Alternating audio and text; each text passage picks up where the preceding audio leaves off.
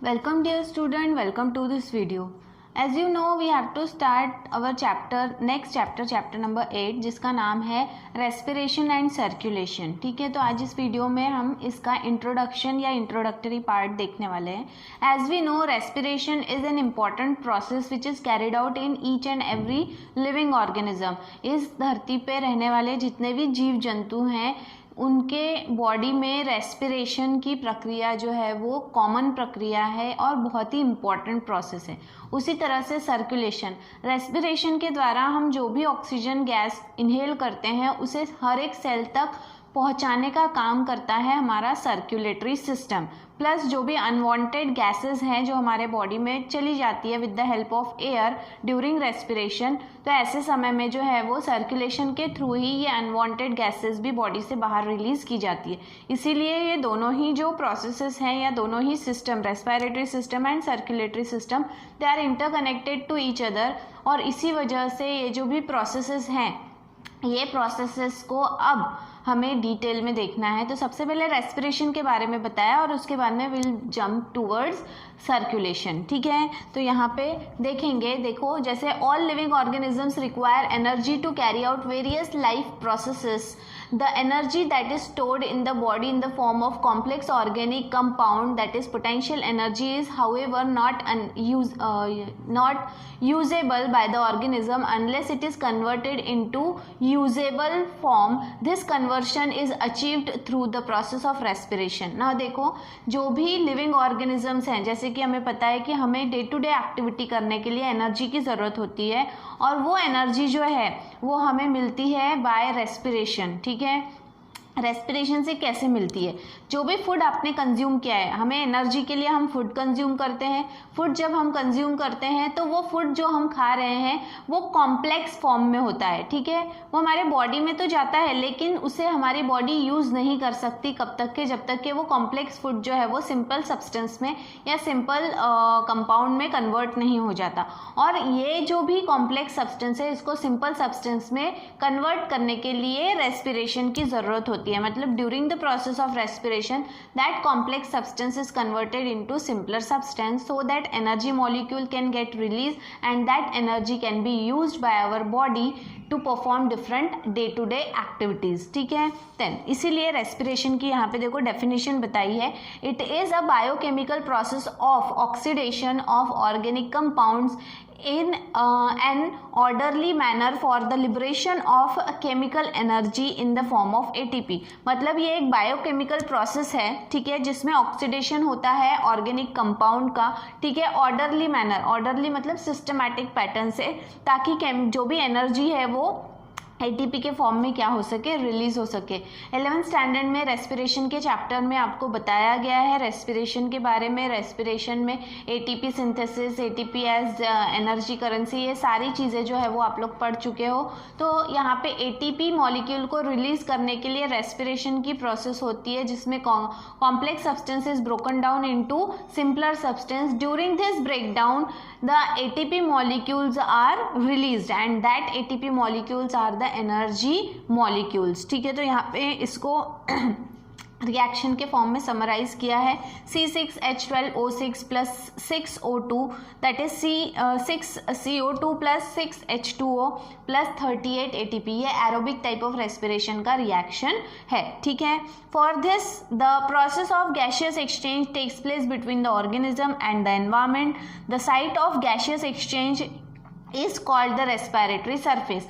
और इसके लिए एनर्जी रिलीज होना चाहिए, कॉम्प्लेक्स सब्सटेंस सिंपल में कन्वर्ट होना चाहिए. इसके लिए जो है वो एक्सचेंज ऑफ गैसेस होना ज़रूरी है. तो वो एक्सचेंज ऑफ गैसेस हम एनवायरनमेंट से करते हैं और जिस पर्टिकुलर ऑर्गन के माध्यम से हम एक्सचेंज ऑफ गैसेस करते हैं उसे रेस्पिरेटरी रेस्पिरेटरी सरफेस कहा जाता है. रेस्पिरेटरी सरफेस मतलब वो सरफेस जहाँ से एयर अंदर जा रही है और बॉडी से बाहर रिलीज हो रही है. ठीक है, इसके बाद में ऑर्गन्स ऑफ रेस्पिरेटरी एक्सचेंज, कौन कौन से ऐसे ऑर्गन हैं जिसके थ्रू हम जो भी गैशियस एक्सचेंज है वो करते हैं. ठीक है, respiratory exchange is a simple physical process for efficient gaseous exchange. The respiratory surface should have the following features. ना देखो क्या बोल रहे हैं कि रेस्पिरेटरी एक्सचेंज जो है ये एक सिंपल फिजिकल प्रोसेस है, ठीक है, और इफिशिएंट ज़रूरी मात्रा में गैसियस एक्सचेंज जो है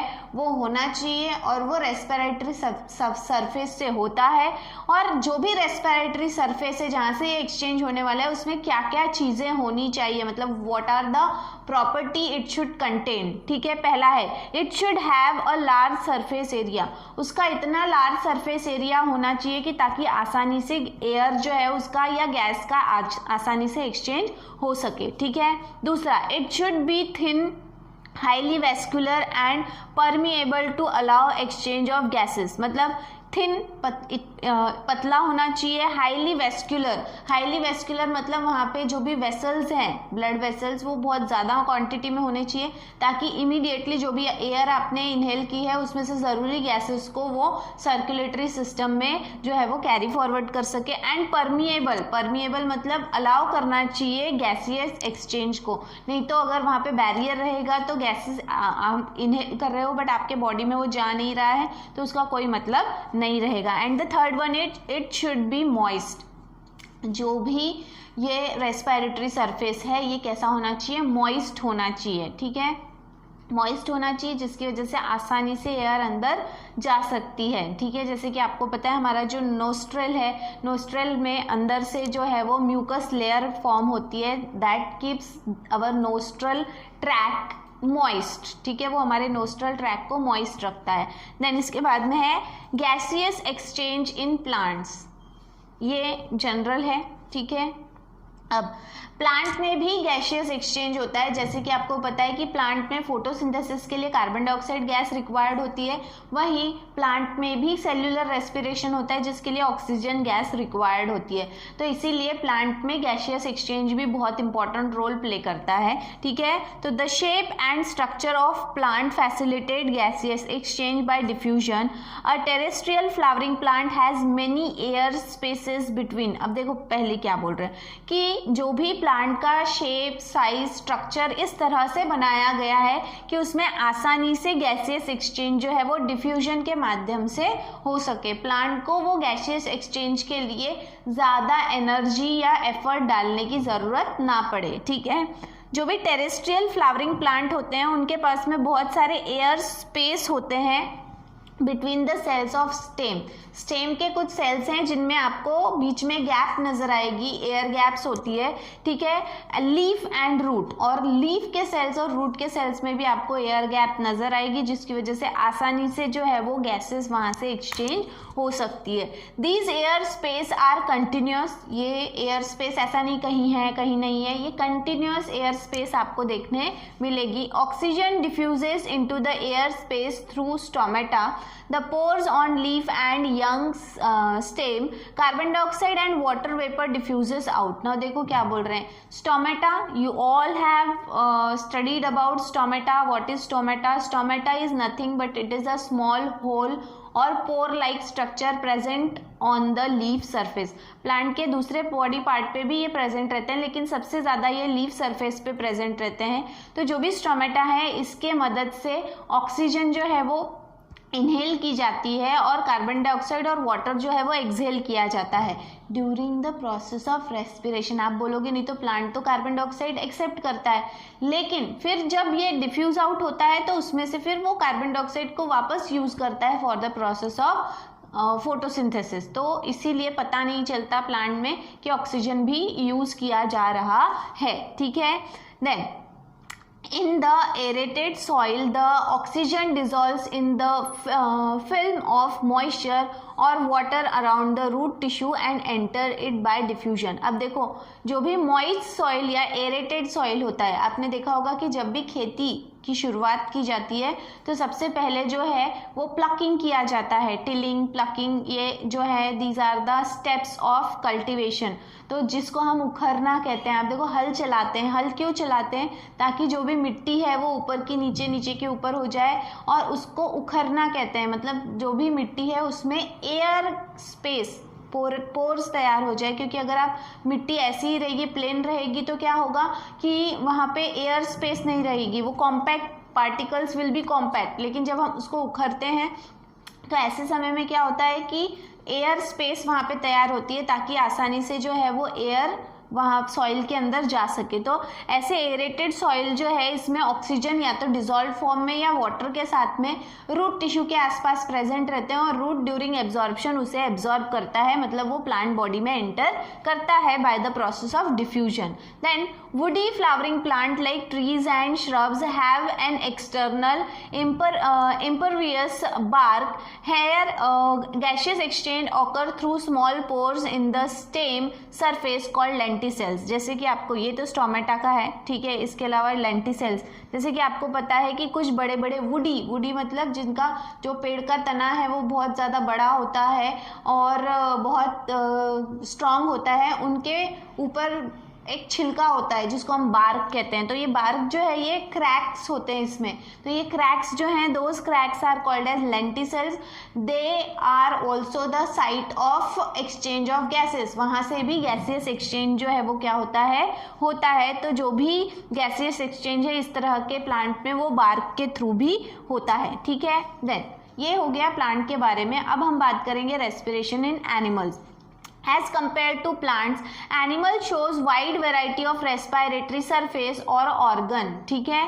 प्लांट के कंपैरिजन में, प्लांट में गिने चुने ही कुछ ऑर्गन है या गिना चुना ही कोई पार्ट है जहाँ से गैसेस एक्सचेंज होता है, जिसमें हम स्टोमेटा और लेंटिसेल्स के बारे में बात कर रहे हैं, ठीक है। लेकिन एनिमल में बहुत सारे डिफरेंट आपको रेस्पिरेटरी ऑर्गन्स या सरफेस देखने मिलेंगे। The respiratory surface differ in various animals. In animals depending upon the complexity of organisation and the surrounding medium, certain parts of the body have become specialised into different types of respiratory organ। अब जो भी animal है इसमें आपको depend करेगा कि वो animal कहाँ रहता है, उसका बॉडी कितना कॉम्प्लेक्स है, कौन से सराउंडिंग मीडियम में रहता है, वह एक्वेटिक है, टेरेस्ट्रियल है, एरियल है, ठीक है। तो इस तरह से जो भी एनिमल्स हैं उन्होंने अपने बॉडी में कुछ स्पेशलाइजेशन किया और उसके हिसाब से ही उनका रेस्पिरेटरी सरफेस या रेस्पिरेटरी ऑर्गन जो है वो उस तरह से मॉडिफाई हुआ है, ठीक है। In the higher animal these respiratory organs are also associated with a transport system. जो भी हायर एनिमल्स हैं इनमें जो भी रेस्पिरेटरी सिस्टम है ये आगे चल के ट्रांसपोर्ट सिस्टम मतलब सर्कुलेटरी सिस्टम से जुड़ा हुआ है कि एक जगह से एयर आती है और फिर वो दूसरी जगह क्या की जाती है, ट्रांसपोर्ट की जाती है, ठीक है। देन यहाँ पे देखो एग्जाम्पल दिया हुआ है इस चार्ट के थ्रू कि रेस्पिरेटरी सरफेस आपको अलग अलग ऑर्गेनिजम्स में कैसे देखने मिलेंगे।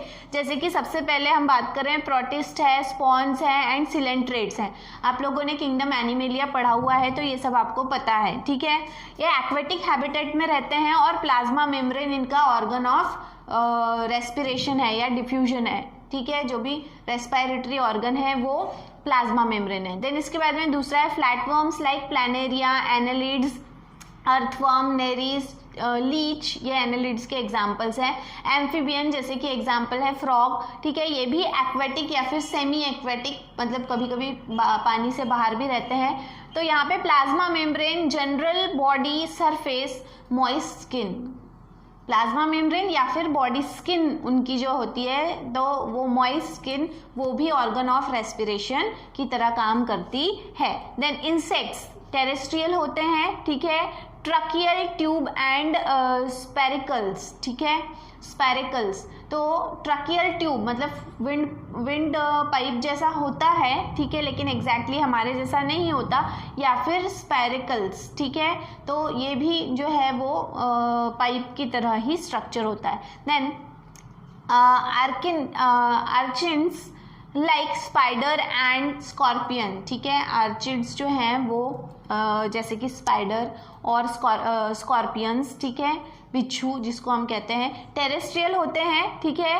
बुक लंग्स, उनके लंग्स जो है वो कैसे होते हैं, बुक की तरह होते हैं, बुक लंग्स इन्हें कहा जाता है। देन इसके बाद में है लिम्यूलस जो ऑर्थोपोड में आते हैं, एक्वेटिक होते हैं और बुक गिल्स होते हैं, लंग्स नहीं होते, क्या होते हैं, गिल्स होते हैं, बंद होना खुलना, बंद होना खुलना, इसलिए उसको बुक कहते हैं, ठीक है। Amphibian, tadpole of frog, salamander and newts aquatic होते हैं, इनके जो भी टेडपोल्स हैं। एक्सटर्नल गिल्स, एक्सटर्नल मतलब बॉडी के बाहर आपको वो देखने मिलेंगे, ठीक है। फिश फिश अगेन एक्वेटिक होती है और इंटरनल गिल्स होते हैं, ठीक है, इंटरनल गिल्स होते हैं इनमें। तो आपको सिर्फ उसका फ्लैप खुलता हुआ, फ्लैप बंद होता हुआ दिखाई देगा अगर आपने कभी फिश को प्रॉपरली ऑब्जर्व किया होगा तो, ठीक है। कुछ कुछ फिश है जिनके फ्लैप्स नज़र नहीं आते बट स्टिल उनके जो गिल्स हैं वो होते हैं, तो इसीलिए उनको इंटरनल गिल्स कहा है।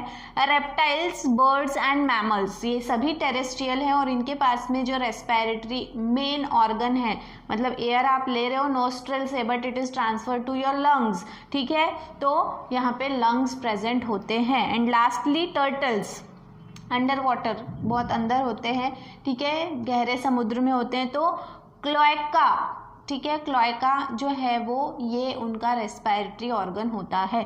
तो इस तरह से जो है ये रेस्पिरेटरी ऑर्गन्स के बारे में और रेस्पिरेशन के बारे में आपको इंट्रोडक्शन दिया गया है थ्रू दिस वीडियो। इसके आगे का जो भी टॉपिक रहेगा वो हम हमारे नेक्स्ट वीडियो में डिस्कस करने वाले हैं। तो आज के लिए इतना ही। Till then, thank you very much.